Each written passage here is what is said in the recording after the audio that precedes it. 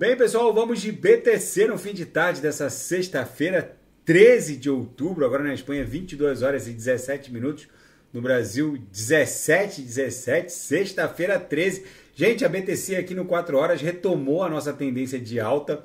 As bolinhas do meu indicador, o Lianov Trend, migraram para baixo dos candles. Aquele pumpzinho que aconteceu alguns minutos atrás, coisa de 2, 3 horas atrás, chegou a levar a BTC para a máxima em 26.966, o que foi suficiente para a gente startar a nossa micro tendência de alta. Agora é bem provável que ela busque como próxima resistência a mediana. A mediana não, a VWAP semanal, aqui na nossa banda de VWAP semanal. Eu estou no 4 horas ancorado pela banda de VWAP semanal. Aqui no 6 horas, a gente voltou para dentro da banda de VWAP mensal. Agora eu estou no 6 horas ancorado pela banda de VWAP mensal, mas ela voltou a BTC a estressar de dentro para fora a Lower. De repente ela está protagonizando uma movimentação parecida com essa, onde a gente escapuliu, desenhou uma sequência de candles para baixo da Lower, entrou, acabou fazendo um fundo duplo e depois buscou a VWAP mensal. De repente a gente vai fazer uma espécie de W aqui para depois buscar a VWAP mensal. Um padrão do mundo cripto, nada que fuja muito do padrão. No diário segue a nossa sequência de fundos ascendentes, os topos estão descendentes. É bem provável que isso aqui redunde num novo estresse da aresta superior da nossa cunha, que está fazendo as vezes da nossa LTB, na confluência com a MM200, que é essa linha alaranjada aqui, ó. Vocês vejam que elas vão se encontrar e é para lá que a BTC deve ir. Na projeção, a nebulosidade esverdeada segue com uma belíssima espessura. No intraday, a BTC está um reloginho. Hoje nosso sinal fechou no gain, bateu aqui, buscou a VWAP, o DXMR e o SDT. Na seara fática, o terceiro dia de depoimento de Caroline Ellison, a ex-namorada do infame fundador da FTX, o terceiro dia de depoimento foi no mínimo bombástico. A Caroline revelou uma gravação de uma reunião que aconteceu no escritório da FTX em Hong Kong, em que ficou tudo exposto, por assim dizer, ficou tudo escancarado, a brutal promiscuidade com que a FTX misturava os recursos dos clientes com os recursos do seu braço de investimento, a Alameda Research. Enfim, a Caroline Ellison literalmente jogou M no ventilador, para dizer o mínimo. E o Sam Bankman-Fried usava bitcoins dos clientes para manter o preço da BTC abaixo de 20 mil. Segundo a promotoria, é uma revelação completamente bombástica, bizarra, que pode até render novas acusações em desfavor do Sam Bankman-Fried, porque a promotoria, apesar de ter ofertado as acusações, ainda há uma série de investigações em andamento. Enfim, o Sam Bankman-Fried, quanto mais ele se mexe, mais ele se enrosca, por assim dizer.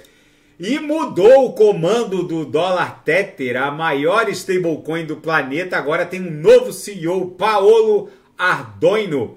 Ele era o diretor de tecnologia da emissora da maior stablecoin do planeta, a USDT, um dos maiores players do mundo cripto, com um market cap de 83,5 bilhões de dólares, com B de bola. Enfim, tá rolando uma dança das cadeiras generalizada no mundo cripto. Não sei se vocês perceberam, não só na Tether, tá acontecendo isso na Binance, tá acontecendo isso em outras exchanges. Enfim, é uma verdadeira dança das cadeiras no mundo cripto.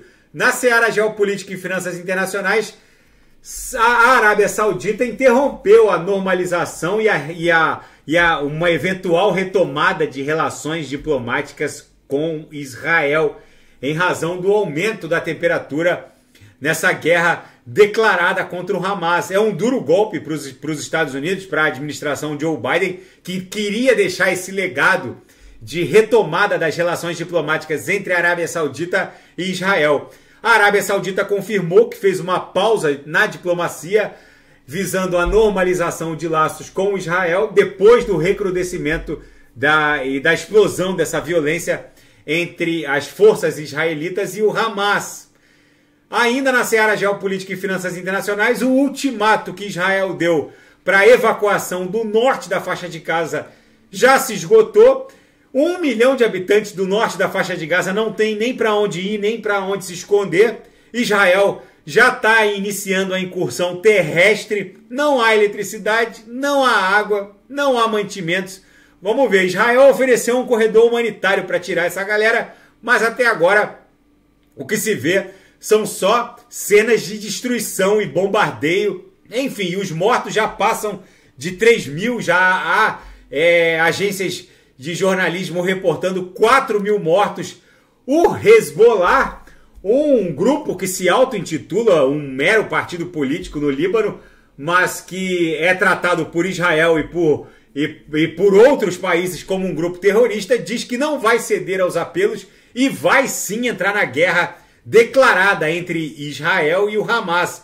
O vice-chefe do Hezbollah, Naim Qassem, disse nesta sexta-feira que o grupo não vai se deixar influenciar por apelos para que fiquem à margem do conflito entre Israel e Hamas, dizendo que estão prontos para iniciar o combate contra Israel. O grande receio da comunidade internacional é que o Irã se envolva nesse conflito, o que não está muito longe e deve acontecer, já que foi o Irã que financiou todo esse ataque do Hamas contra Israel.